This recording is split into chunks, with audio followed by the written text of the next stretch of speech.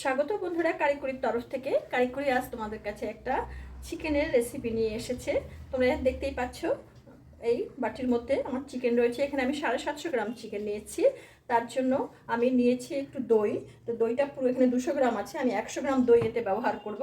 আর এখানে আছে বড় টেবিল চামচের 1 টেবিল চামচ আদা রসুন বাটা, আর আছে 1 টুকরো গন্ধরাজ লেবু, 2টো পেঁয়াজ। তো প্রথমে আমি এটাকে একটু সরিয়ে নিচ্ছি। সরিয়ে নিয়ে আমি পেঁয়াজটাকে একটু কুচিয়ে নিচ্ছি।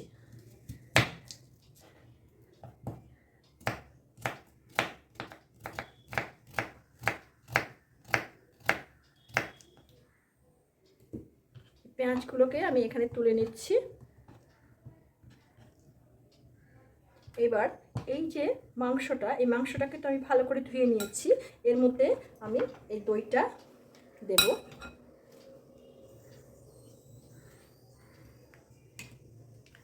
দেখো,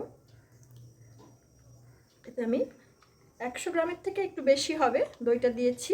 তার সঙ্গে দিয়ে দিচ্ছি এই আদা রসুন পেস্টটা,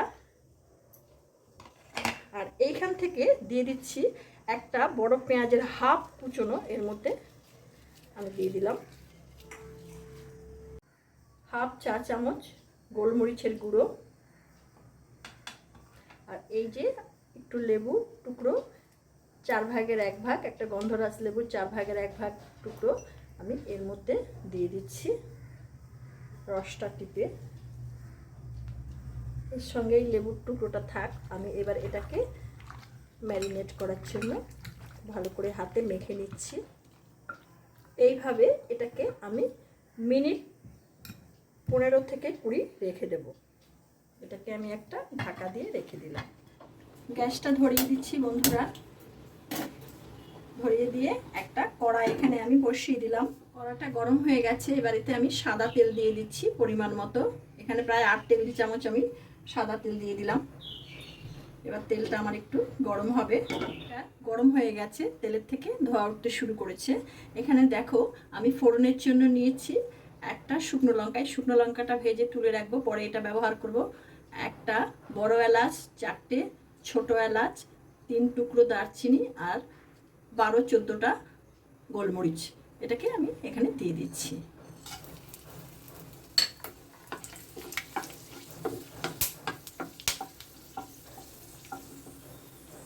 শুকনো লঙ্কাটা আমি তুলে নিলাম। এখন এর মধ্যে এই যে আমি 1.5 খানা পেঁয়াজ এখানে কুচিয়ে রেখে দিয়েছি, সেটা এখানে আমি দিয়ে দিচ্ছি।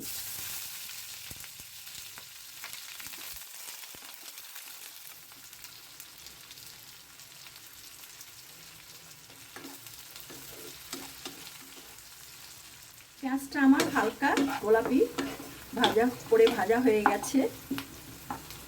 এবার এতে আমি ম্যারিনেট করা মাংসটা এখানে দিয়ে দেব। এখানে যে লেবুর যে একটা টুকরো ছিল সেটাকে আমি সরিয়ে নিচ্ছি। এবার এতে আমি লবণ দিয়ে দিচ্ছি। এতে আমি 2 চা চামচ লবণ দিয়ে দিলাম। লবণটা তোমরা তোমাদের স্বাদ মতো দেবে, যেহেতু টক দই সেজন্য একটু লবণটা বেশি লাগবে। এখানে দিয়ে দিচ্ছি 1 চা চামচ লাল লঙ্কার গুঁড়ো। ঝালটা তোমরা তোমাদের পছন্দ মতো দেবে, কে কীরকম ঝাল খাও সেই অনুযায়ী দেবে। এই রান্নাটাতে আমি হলুদ ব্যবহার করব না, ইচ্ছে করলে তোমরা অল্প হলুদ ব্যবহার করতে পারো।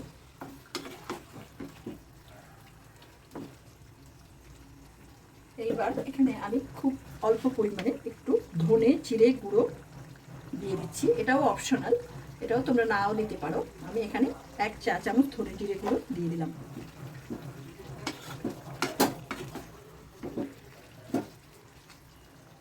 এখন এটাকে আমি মিনিট 3 জন্য ঢাকনা দিয়ে রাখছি। 3 মিনিট হয়ে গেছে বন্ধুরা, আমি এবার ঢাকনাটা তুলে নিচ্ছি। দেখো, চিকেনের থেকে অনেকটাই জল বেরিয়ে গেছে।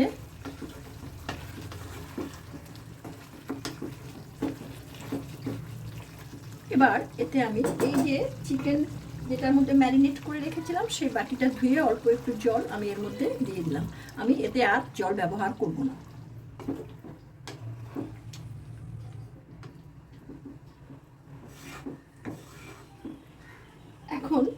এটাকে আমি আবার 3 থেকে 4 মিনিটের জন্য চাপা দিয়ে রাখছি। এখানে আমি 12টা কাজু নিয়েছি আর কিছু কিশমিশ ধুয়ে নিয়েছি ভালো করে, অনেকক্ষণ এটাকে ধুয়ে রেখে দিয়েছি।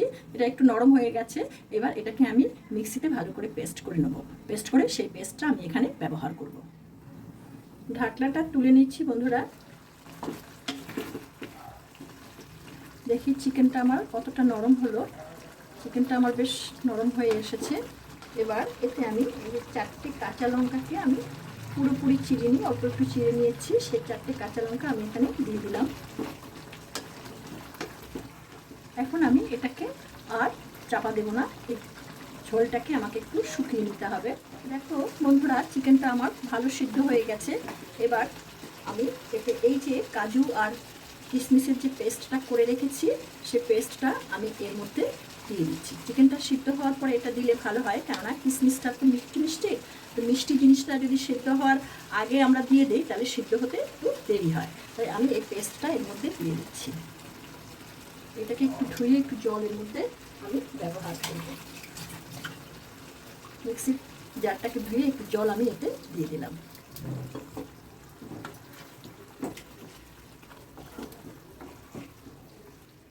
দেখো, এখন এখানে আমি এতে চিনি দেব না, চিনি দিতে পারি, চিনি দেওয়া যায়, কিন্তু আমি এখানে অল্প একটু মধু দিয়ে দিচ্ছি। 1 চা চামচ মতো মধু আমি এতে দিয়ে দিলাম। তোমরা ইচ্ছে করলে এতে মধু ব্যবহার না করে চিনিও ব্যবহার করতে পারো। আর যদি কিশমিশ না দাও পেস্টে, তাহলে একটু মধু বা চিনির পরিমাণটা একটু বাড়িয়ে দেবে। আমি যেহেতু এখানে কিশমিশ ব্যবহার করেছি তাই একটু মিষ্টির পরিমাণটা কম দিলাম।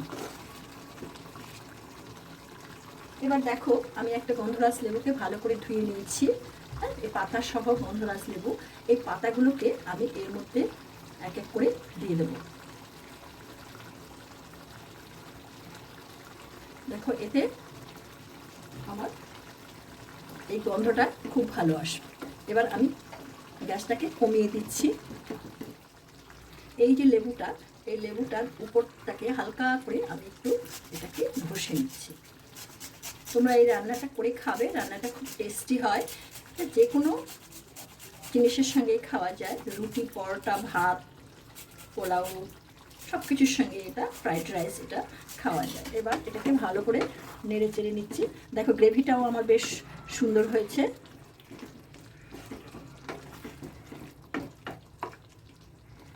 এবার এই যে ভাজা লঙ্কাটা, এটা আমি এর মধ্যে দিয়ে দিচ্ছি। এটা আমার হয়ে গেছে।